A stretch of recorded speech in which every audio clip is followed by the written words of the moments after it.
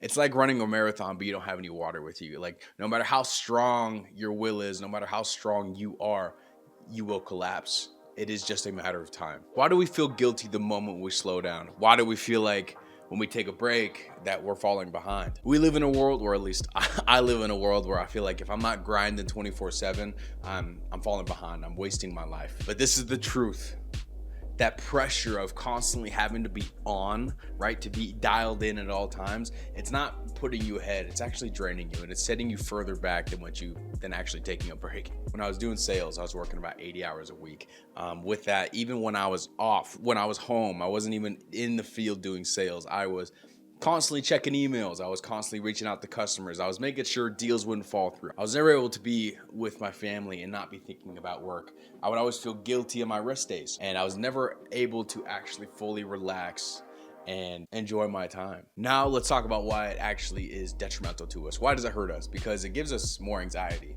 I don't know about you. I am constantly thinking about my future. I'm constantly thinking about, oh, I need to do this to set me ahead, and yada yada yada, all that crap. And it gives me more anxiety. It gives me more to think about. A big one for me that I realize is that it's a loss of joy in the goals that I once loved. I never had time to actually think about the good things of the goals. To me, it was just another stepping stone to getting to where I wanted to go, instead of like being happy about the goal itself. Rest is a weapon for growth. Okay, when you're building muscle, when you're going to the gym, when you're in the gym, your muscle is not growing. That is when you're tearing it apart. Rest is when your muscles are growing. When you sleep, when you're relaxed, when you're fueling your body with the correct things, that is what is going to grow your muscles. The mind is more efficient at solving problems during downtime, okay? Not necessarily in the high stress environments. I'm not saying that it can't solve problems during that time. I'm just saying it works more efficiently when it isn't in those high stress environments.